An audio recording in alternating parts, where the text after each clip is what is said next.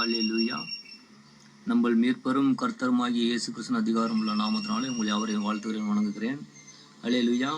இன்னைக்கு நம்ம என்னன்னா 1 கொரிந்தியர் 6வது அதிகாரம் 19, 20 2 வசனத்தை பார்க்கலாம். உங்கள் சரீரமானது நீங்கள் தேவனாலே பெற்றும் உங்களில் தங்கியும் இருக்கிற பரிசுத்த ஆவியானவருடைய ஆலயமாய் இருக்கிறதென்றும் நீங்கள் உங்கள் உடையவர்கள் அல்ல என்றும் அறியீர்களா? கிரயத்துக்கு கொல்லப்பட்டீர்களே, ஆகையால் தேவனுக்கு உடையவர்களாகிய உங்கள்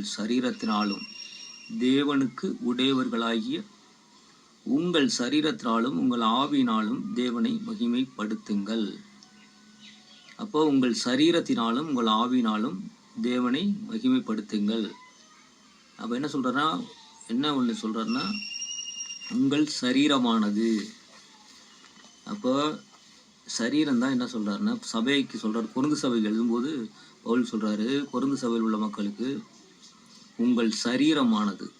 உங்கள் சரீரம் முன்னாடி மாதிரி கிடையாது. முன்னாடி உள்ள சரீரம் வேற. முன்னாடி உங்கள் சரீரம் ஒரு மாமிசம், ஒரு அப்பா அம்மா, அந்த மாதிரி மாமிசத்துலேருந்து கிடைச்சது உங்களுக்கு. ஆனால் இப்போ சரீரம் என்னன்னா, நீங்கள் தேவனாலே பெற்றது. ஞானஸ்நானம் எடுத்து கம்யூனியன் எடுக்கிறவங்களுக்கு சொல்கிறேன், அல்லேலூயா, மறுபடி பிறந்தவர்களுக்கு. அப்போ சரீரமானது நீங்கள் தேவனாலே பெற்றது. நல்ல கவனிங்க.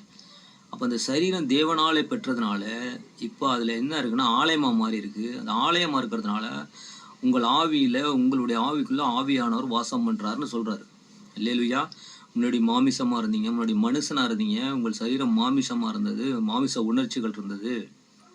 ஆனால் இப்போ நீங்கள் என்ன ஆயிருக்கிறீங்கன்னா, மறுபடி பிறந்திருக்கிறீங்க. ஞானஸ்தானத்தில் அடக்கம் பண்ணப்பட்டதுனால இப்போ உங்கள் சரீரமானது என்னென்னா, நீங்கள் தேவனாலே பெற்றது. இப்போ கிறிஸ்து நமக்கு கொடுக்கறது அவருடைய சரீரம், அவருடைய ரத்தம். அதனால பவுல் சொல்றாரு, நீங்கள் தேவனாலே பெற்றதும் உங்களில் தங்கியும் இருக்கிற பரிசுத்த ஆவியானவருடைய ஆலயமாக இருக்கிறது என்றும் நீங்கள் அறிகிறீர்களா? உங்கள் சரீரம் ஆலயமாக இருக்குன்னு, உங்களில் பரிசுத்த ஆவியானவர் வாசம் பண்ணுறாருன்னு உங்களுக்கு தெரியுதா அப்படின்னு கொரிந்து சபையை பார்த்து கேட்குறாரு. அல்லேலூயா, அல்லேலூயா. அப்போ சபை அப்படின்னா தேவ ஜனங்கள் கூடுகிற இடம்.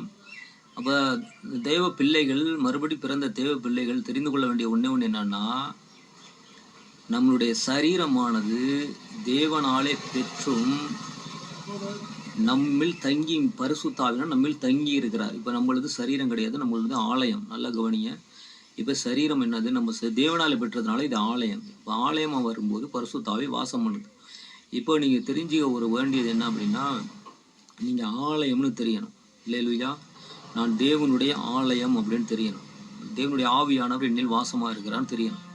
இப்போ இது தெரிய வேண்டியது. சத்தியத்தின்படி, கர்த்தருடைய வார்த்தையின்படி நம்ம ஒன்று தெரிஞ்சுக்க வேண்டியது என்னென்னா, நாம் தேவனுடைய ஆலயமாக இருக்கிறோம், தேவனுடைய ஆவியானவர் நம்ம மேல் வாசமாக இருக்கிறார். இது தெரியணும். இது எவ்வளவு தெரியுதோ, இப்போ சரீரம் எப்படி தேவனுடைய ஆலயமாக உங்களுக்கு எவ்வளவு தெரியுதோ, அவ்வளவுக்கு அவ்வளவு புது பெலன், நம்பிக்கை, விசுவாசம், அதிகாரம், சந்தோஷம், சமாதானம், நீடிய பொறுமை, இச்சையடக்கம், தயவு,